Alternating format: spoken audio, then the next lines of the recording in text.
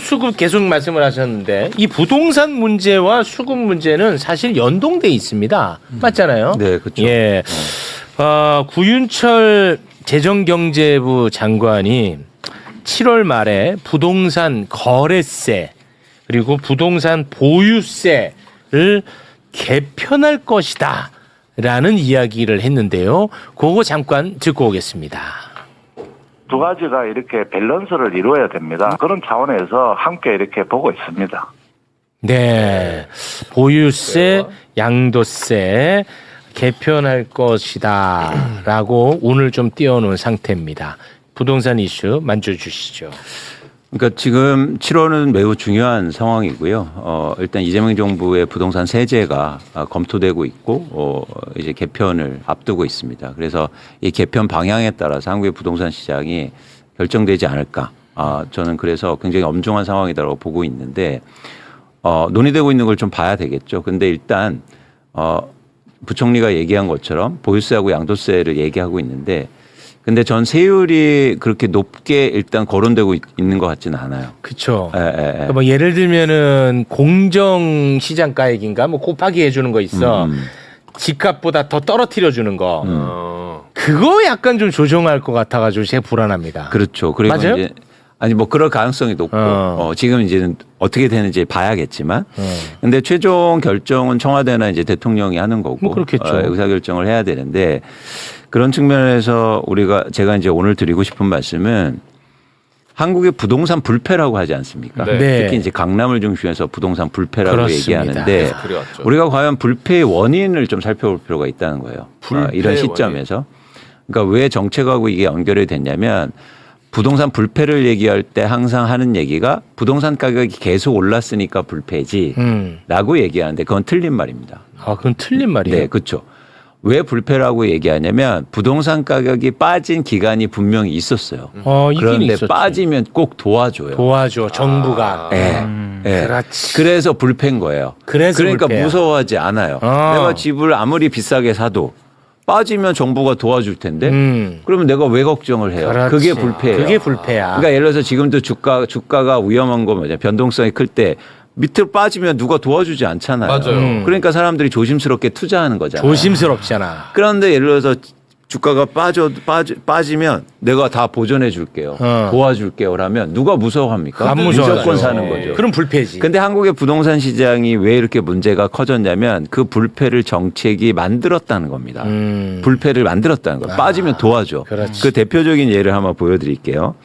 첫 번째 그래프를 좀 보여주시면 이 그래프는 주간 아파트 매매 가격 지수 변동률인데 실제로 보시는 것처럼 2022년도에 강남을 중심으로 해서 서울 아파트 가격이 크게 하락합니다. 쏙 떨어지네. 네, 그렇죠. 분명히 계속 오르지 않았어요. 아니 어마어마하게 떨어졌어. 엄청나게 많이 빠져요. 그런데 이렇게 왜 빠졌냐면 2019년부터 코로나 때문에 금리를 막 낮추잖아요. 기준금리를. 네. 그러니까 사람들이 빚을 내서 막 집을 샀어요. 네. 그래서 집값이 폭등했잖아요. 그런데 2022년부터 이제 금리 인하가 끝나고 금리를 올릴 거라고 얘기하니까 그러니까 사람들이 이제는 막 집을 팔기도 하고 안 사기 하는 거예요. 금리 올린다고 그래서 집값이 빠졌어요. 그런데 아주 흥미로운 현상이 일어나는데 전 세계에서 공통적이에요. 왜냐하면 이때부터 전 세계 집값이 조금씩 하향 안정화되기 시작한다는 거예요. 금리가 오르니까. 근데 대한민국에서 어떤 일이 일어나냐면 기준금리를 그러면 올려야 될 거잖아요. 정상적으로. 네. 그런데 2번 그래프를 한번 보실래요? 2번 그래프. 금리를 올리다가 말아요.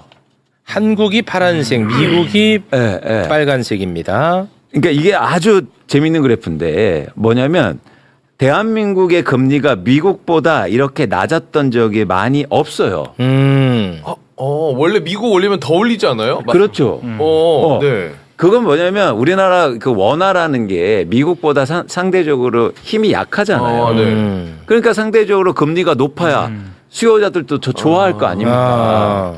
그러니까 이 그래프 잠깐 띄워주시면 그래프상 파란 게 더 위에 가 있는 게 자연스러운데 그렇죠. 오히려 파란 게 밑으로 가 있다는 겁니다. 2023년부터 22년부터 금리를 올리기 시작하는데 오히려 금리를 더 못 올리고 그러네. 금리를 또 내리는 것도 또 빨리 내리거든요. 꺾어버리네요. 그러니까 이 격차가 이 격차를 볼 수 있는 게 3번 그래프 3번인데 최근 25년간 한국과 미국의 기준금리 차이입니다. 아, 기준금리 차이예요? 네. 서브프라임, 즉 글로벌 금융위기 제외하고 이렇게 낮았던 적은 그러니까 역사상 처음이에요. 그런데 왜 우리는 금리를 못 올렸을까요? 왜? 부동산 떨어질까 봐. 진짜로? 맞아요. 아, 그러니까 우리나라 이런 나라예요. 부동산 그래? 경기가 나빠지고 그리고 부동산 가격이 빠지는 것 같으니까 금리도 못 올렸어요. 아니, 이거 한국은행이 결정하는 거 아니에요? 맞습니다. 근데 한국은행이 한국은행도 무슨 한국 부동산도 아닌데 왜 그렇게? 그 눈치를 본 거죠. 여러 가지로. 진짜로? 네. 그러니까 우리나라가 다 정부뿐만 아니라 정치인들뿐만 아니라 전부 다 이 부동산 가격만 보고 있는 거예요. 혹시나 떨어질까 봐. 진짜? 예. 그래서 실제 뉴스를 한번 보실래요? 6페이지를 보시면 야, 이거는 참 흥미롭네. 이건 이제 다시 보겠지만 세 번째 헤드라인 보세요. 이때 당시에 막 금리 오르고 시장에 가격 빠지니까 둔촌주공이라고 해서 재건축 아파트가 미분양이 나요. 그러니까 한국은행도 선택지가 없다. 그러면서 금리를 안 올립니다. 아, 한국은행도 선택지가 없다. 네. 아니, 한국은행이 무슨 뭐 복덕방도 아닌데 왜 그래? 그러니까 놀랍지 않습니까? 우리나라는 집값이 빠지려고 하면요. 전 세계가 들고 일어나서 도와줘요. 저기서 나선 대통령이 윤석열이죠. 그렇죠. 예, 윤석열 정부 때예요. 맨날 얘기했잖아. 네. 대촌주공에. 예. 아니, 너무 신기하네. 맞습니다. 부동산이 오를 때는 그냥 아무런 것도 개입 안 해. 그래서 말씀드린 거예요. 지금 올랐으면 이때처럼 빠르게 뭔가를 해야 될 거 아니에요. 아, 그러네. 근데 지금은 계속 말만 하고 있어. 오를 때는 가만히 있고 내리면 난리를 나. 맞아요. 이 진짜 이상하네. 그러면 진짜 개혁을 만들고 진짜 안정시키려면 반대가 돼야죠.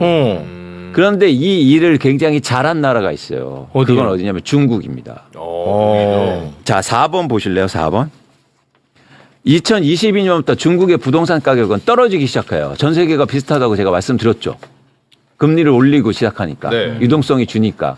그런데 중국은요, 훨씬 더 우리나라보다 부동산 산업 비중이 높았고, 그리고 부동산 가격이 빠지면 더 위기가 있다고 얘기한 나라예요. 아니, 이 그래프를 소개를 해주셔야지. 빨간 건 뭐고 파란 건 예, 뭐고. 빨간 게 뭐고 파란 게 뭐예요? 그러니까 파란 게 뭐냐면 전년 대비해서 부동산 가격의 변동률이에요.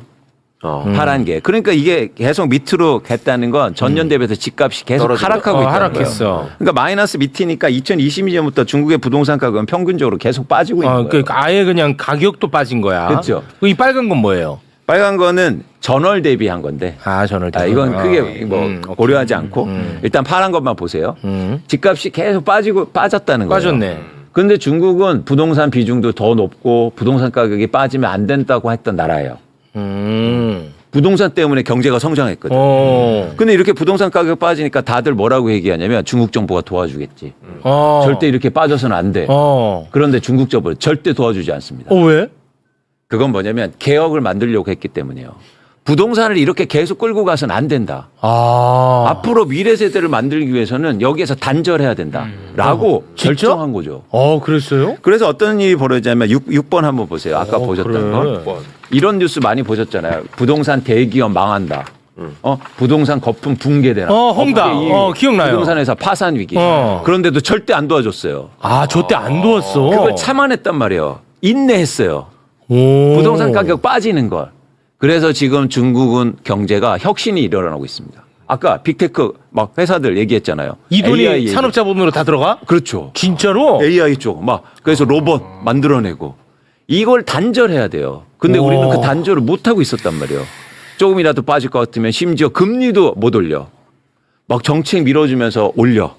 한 둔촌주거 한 단지를 살기 위해서 대통령이 나와서 발언한 나라가 세상에 어디 있습니까? 그러다 보니까 우리나라는 이걸 못 끄는 거예요. 잠깐만. 공산주의 찬양이 아니잖아요. 왜 자꾸 공산주의 찬양? 아유, 참 그렇게 단순하게 그렇게 하지 마시고. 네. 그렇게 하지 마시고. 그러니까 부동산만 보면 사실 중국 그러니까 제가 드리고 싶은 말씀은 중국을 따라하자는 얘기가 드리는 게 아니고 이 부동산 불패의 근원을 끊어야 된다. 그러기 위해서는 정책이 중요하다는 말씀을 드리는 거예요. 네. 부동산 가격 빠지는 걸 인내해야 돼요.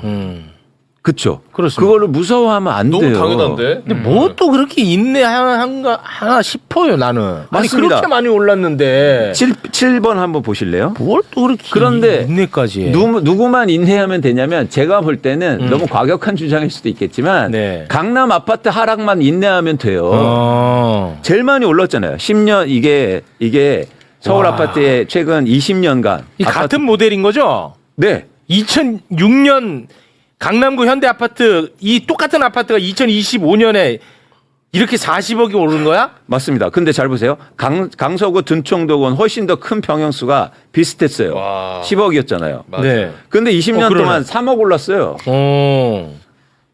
강남구는 40억 올랐고 거의. 네.